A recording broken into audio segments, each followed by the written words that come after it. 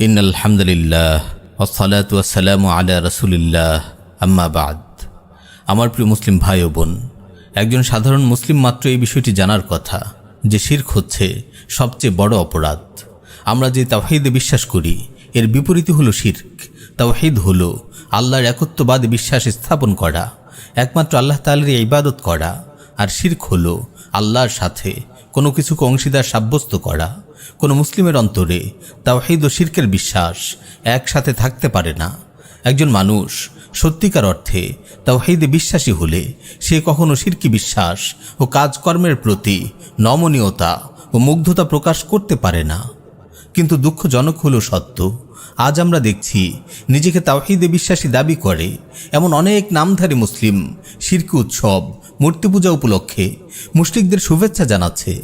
এটা কিভাবে সম্ভব যে একদিকে তারা বিশ্বাস করে আল্লাহ এক, আল্লাহ ছাড়া কোনো ইলাহ নেই, অপরদিকে তারা বহু ইলাহের পূজারীদের শিরকি আচার অনুষ্ঠান উপলক্ষে তাদের প্রতি ভালোবাসা প্রকাশ করে তাদেরকে শুভেচ্ছা জানিয়ে যাচ্ছে, নিজেদের নেতাকর্মীদের মুশরিকদের শিরকি উৎসবে সাহায্য সহযোগিতা করার নির্দেশ দিচ্ছে, তাদের প্রতি সহানুভূতি প্রকাশ করে পূজা মণ্ডপে উপস্থিত হচ্ছে। আল্লাহ ইয়াযু বিল্লাহ, কোথায় এদের ইমানে গায়রাত? এটা কেমন তাদের তাওহীদের বিশ্বাস?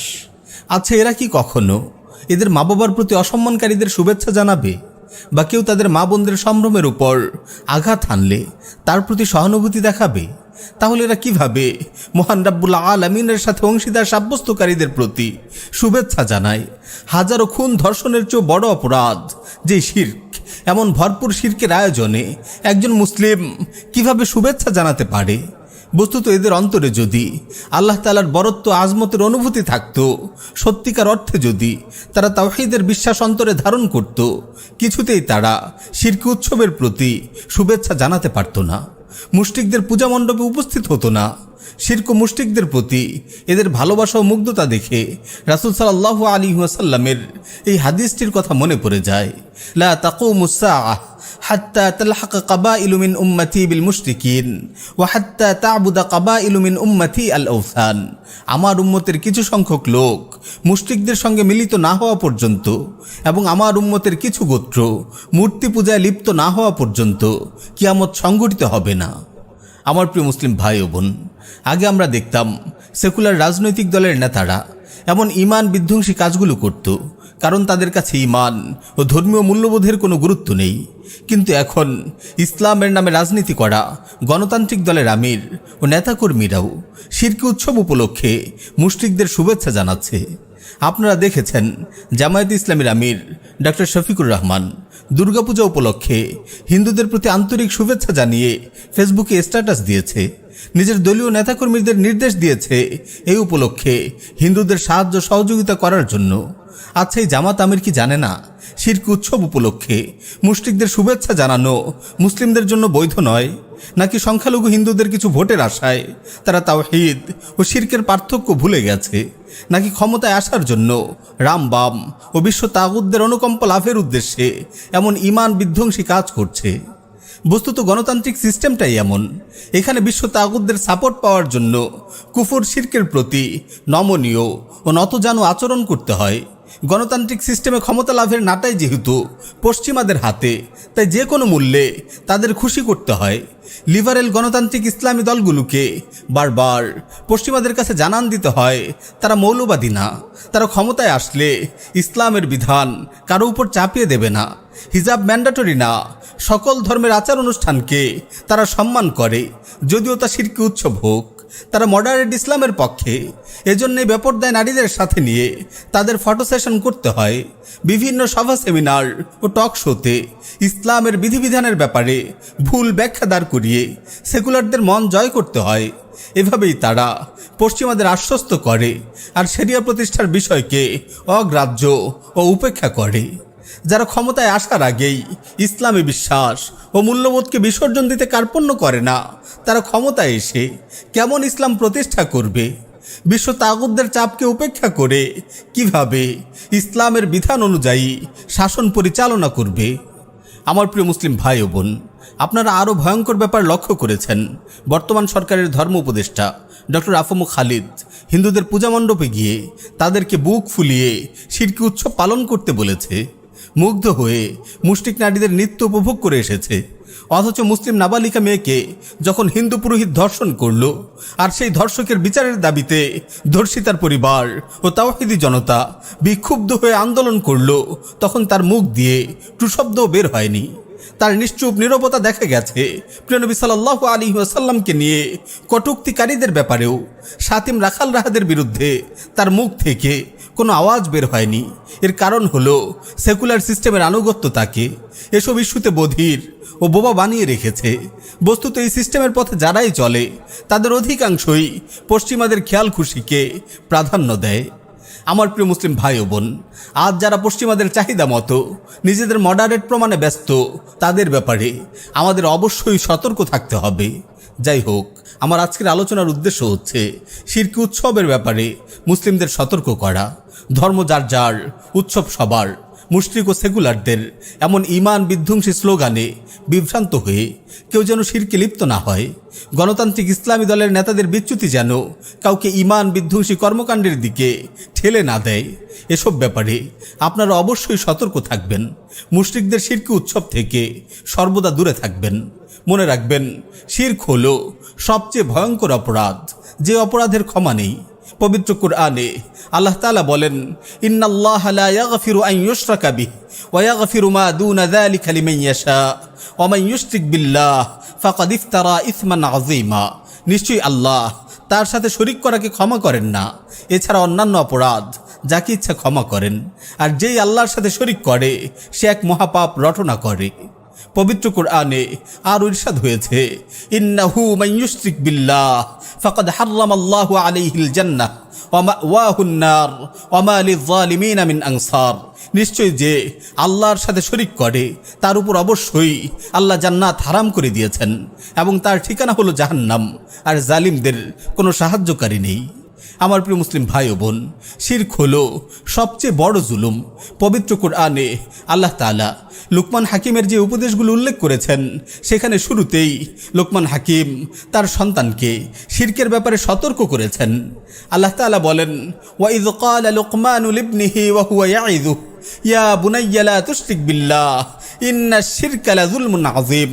আর স্মরণ করুন যখন লুকমান তার পুত্রকে উপদেশ দিতে গিয়ে বলেছিল, প্রিয় বৎস, আল্লাহর সাথে শিরক করো না, নিশ্চয়ই শিরক হলো বড় জুলুম। শিরক সমস্ত আমলকে বরবাদ করে দেয়। নবীগণের দ্বারা শিরক সংগঠন হওয়া সম্ভবই নয়, তবু আল্লাহ তাআলা বান্দাদের সতর্ক করার জন্য কতিপয় নবীর নাম উল্লেখ করার পর বলেছেন, ওয়ালাউ আশরাকু লাহাবিতা আনহুম মা কানু ইয়ামালুন। যদি তারা শিরক করত তাদের সব কৃতকর্ম বিনষ্ট হয়ে যেত। এমনকি আমাদের নবীকে উদ্দেশ্য করে আল্লাহ তাআলা বলেন, ওয়ালাকাদ উহিয়া ইলাইকা ওয়া ইলাল্লাযীনা মিন ক্বাবলিক লাইন আশরাকতা লায়াহবাতান্না আমালুকা ওয়া লাতাকুনান্না মিনাল খাসিরিন। আপনার প্রতি এবং আপনার পূর্ববর্তীদের প্রতি প্রত্যাদেশ হয়েছে, যদি আপনি আল্লাহর শরীক স্থির করেন তবে আপনার কর্ম নিষ্ফল হবে এবং আপনি ক্ষতিগ্রস্তদের অন্তর্ভুক্ত হবেন। উল্লেখিত আয়াতগুলো দ্বারা শিরকের ভয়াবহতা স্পষ্ট বুঝে আসে। আমাদের নবীজি সাল্লাল্লাহু আলাইহি ওয়াসাল্লাম শিরকের ভয়াবহতা ও পরিণাম উল্লেখ করে বহু হাদিসে তার উম্মতকে সতর্ক করেছেন। জাবির রাদিয়াল্লাহু তাআলা আনহু থেকে বর্ণিত এক হাদিস এসেছে, তিনি বলেন, এক ব্যক্তি রাসূল সাল্লাল্লাহু আলাইহি ওয়াসাল্লামের কাছে এসে বলল, ইয়া রাসূলুল্লাহ, মাল মুজিবাতান, হে আল্লাহর রাসূল, অবধারিতকারী দুটি বিষয় কি? রাসূল সাল্লাল্লাহু আলাইহি ওয়াসাল্লাম বললেন, মান মাতা লা ইউশরিকু বিল্লাহি শাইআন দাখালাল জান্নাহ ওয়া মান মাতা ইউশরিকু বিল্লাহি শাইআন দাখালান নার। যে ব্যক্তি আল্লাহর সাথে কোনো কিছু শরীক না করা অবস্থায় মারা যাবে সে জান্নাতে প্রবেশ করবে, আর যে ব্যক্তি আল্লাহর সাথে কোনো কিছু শরীক করা অবস্থায় মারা যাবে সে জাহান্নামে যাবে। এভাবে দুনিয়াতে যত নবী রাসূল আগমন করেছেন তাদের প্রত্যেকে তাওহীদের দাওয়াত দিয়েছেন, কুফর শিরক থেকে মানুষকে বিরত থাকতে বলেছেন। কুরআনুল কারীমে ইব্রাহিম আলাইহিস সালাতু ওয়াস সালামের দোয়া বর্ণিত হয়েছে, রব্বি জাআল হাযাল বালাদা আমিনা ওয়াজনুবনি ওয়া বানিয়্যা আন না'বুদাল আসনাম। হে আমার প্রতিপালক, এই নগরীকে নিরাপদ করুন এবং আমাকে ও আমার সন্তানদেরকে মূর্তি পূজা থেকে দূরে রাখুন। ইব্রাহিম আলাইহিস সালাতু ওয়াস সালাম ও তার সঙ্গী সাথীদের আদর্শের প্রশংসা করে আল্লাহ তাআলা বলেন, ক্বাদ কানাত লাকুম উসওয়াতুন হাসানাতুন ফি ইব্রাহিম ওয়াল্লাযীনা মা'আ إذ قالوا لقومهم إنا براء منكم ومما تعبدون من دون الله كفرنا بكم وبدا بيننا وبينكم العداوة والبغضاء أبدا حتى تؤمنوا بالله। ইব্রাহিম ও তার সঙ্গী সাথীদের মধ্যে তোমাদের জন্য আছে উত্তম আদর্শ, যখন তারা তাদের সম্প্রদায়কে বলেছিল, তোমাদের সঙ্গে আর আল্লাহকে বাদ দিয়ে তোমরা যাদের ইবাদত করো তাদের সঙ্গে আমাদের কোনো সম্পর্ক নেই, আমরা তোমাদের প্রত্যাখ্যান করছি, আমাদের আর তোমাদের মাঝে চিরকালের জন্য শত্রুতা ও বিদ্বেষ শুরু হয়ে গেছে যতক্ষণ না তোমরা এক আল্লাহর প্রতি ঈমান আনবে। আমার প্রিয় মুসলিম ভাই ও বোন, আল্লাহ তাআলা ইব্রাহিম আলাইহিস সালাতু ওয়াস সালাম ও তার সঙ্গী সাথীদের আদর্শকে কেন আমাদের জন্য উত্তম বলেছেন একটু চিন্তা করে দেখুন। ইব্রাহিম আলাইহিস সালাম ও তার সঙ্গী সাথীরা শুধু এতটুকু বলেননি, তোমরা আল্লাহকে বাদ দিয়ে যাদের ইবাদত করছো আমরা তাদের থেকে মুক্ত। তারা একই সাথে তাদের সাথেও সম্পর্কচ্ছেদের ঘোষণা দিয়েছেন।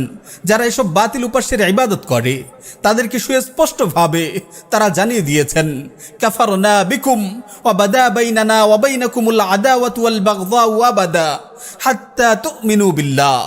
আমরা তোমাদেরকে প্রত্যাখ্যান করছি, আমাদের আর তোমাদের মাঝে চিরকালের জন্য শত্রুতা ও বিদ্বেষ শুরু হয়ে গেছে যতক্ষণ না তোমরা এক আল্লাহর প্রতি ঈমান আনবে। দেখুন মুশরিকদের ব্যাপারে আমাদের প্রিয় নবী সাল্লাল্লাহু আলাইহি ওয়াসাল্লামের বক্তব্য কি, তিনি সুস্পষ্টভাবে জানিয়ে দিয়েছেন, উমিরতু আন উকাতিলাল মুশরিকিন হাত্তা ইয়াশহাদু আল্লা ইলাহা ইল্লাল্লাহ ওয়া আন্না মুহাম্মাদান আবদুহু ওয়া রাসূলুহু ফাইযা শাহিদু আল্লা ইলাহা ইল্লাল্লাহ ওয়া আন্না মুহাম্মাদান আবদুহু ওয়া রাসূলুহু ওয়া সাল্লু সালাতানা ওয়াস্তাকবালু কিবলাতানা وأكلوا ذبائحنا فقد حرمت علينا دماؤهم وأموالهم إلا بحقها। আমাকে মুশরিকদের বিরুদ্ধে যুদ্ধ করার আদেশ দেওয়া হয়েছে যে পর্যন্ত না তারা একথার সাক্ষ্য দেয় যে আল্লাহ ব্যতীত কোনো ইলাহ নেই আর মুহাম্মদ সাল্লাল্লাহু আলাইহি ওয়াসাল্লাম আল্লাহর বান্দা ও রাসূল। আর যখন তারা সাক্ষ্য দেবে যে আল্লাহ ব্যতীত কোনো ইলাহ নেই আর মুহাম্মদ সাল্লাল্লাহু আলাইহি ওয়াসাল্লাম আল্লাহর বান্দা ও রাসূল এবং আমাদের ন্যায় নামাজ পড়বে, আমাদের কিবলার দিকে মুখ করবে, আমাদের জবেহকৃত পশু আহার করবে, তখন আমাদের জন্য তাদের রক্ত ও সম্পদ হারাম হবে। তবে এই কালিমার কোনো হক পাওয়া গেলে ভিন্ন কথা। আমার প্রিয় মুসলিম ভাই ও বোন, একজন মুমিন অপর মুমিনের সাথে আল্লাহর জন্যই বন্ধুত্ব করবে আর আল্লাহর জন্যই কাফির মুশরিকদের প্রতি বিদ্বেষ পোষণ করবে। এটা ইসলামে আকীদার গুরুত্বপূর্ণ মৌলিক একটি দিক, যাকে বলা হয় আল ওয়ালা ওয়াল বারা। আল ওয়ালা ওয়াল বারার শুদ্ধি ছাড়া কারো তাওহীদ পরিশুদ্ধ হবে না। এটা ঈমানের ভিত্তি, এটা মিল্লাত ইব্রাহিমের সার কথা। সুতরাং মিল্লাত ইব্রাহিমের অনুসারী মুসলিমরা কখনো কাফির মুশরিকদের সাথে বন্ধুত্ব করতে পারে না, তাদের প্রতি মুগ্ধতা ও ভালোবাসা প্রদর্শন করতে পারে না, তাদের ধর্মীয় উৎসব ও শিরকি কর্মকাণ্ডে শুভেচ্ছা জানাতে পারে না। দুঃখজনক হলেও সত্য, অজ্ঞতার দরুন আজ অনেকে অমুসলিমদের ধর্মীয় উৎসব ও শিরকি আয়োজনে শুভেচ্ছা জানানোকে হালকাভাবে দেখছে, অথচ ফুকাহায়ে কেরামের সর্বসম্মতিক্রমে এটা হারাম ও মারাত্মক গুনাহ। এমনকি অনেক আলিম তো এটাকে ঈমান বিনষ্টের কারণ বলেছেন। ইবনে আব্বাস রাদিয়াল্লাহু তাআলা আনহু বলেন, মান রাদিয়া বিশিরকি ফাহুয়া মুশরিকুন, যে শিরকের প্রতি সন্তুষ্ট হয় সেও মুশরিক। ইবনে তাইমিয়া রাহিমাহুল্লাহ বলেন, কোনো মুসলিমের জন্য কাফিরদের ধর্মীয় উৎসব উপলক্ষে শুভেচ্ছা জানানো জায়েজ নয়, কেননা শুভেচ্ছা জানানো মানে তাদের কুফরিকে, তাদের শিরককে সমর্থন করা। একইভাবে মুসলিমদের জন্য বৈধ নয় কাফির মুশরিকদের উৎসবে যোগদান করা, তাদেরকে শিরকি কাজে যে কোনোভাবে সাহায্য সহযোগিতা করা, মূর্তি ও প্রতিমার নামে উৎসর্গকৃত কোনো খাবার খাওয়া।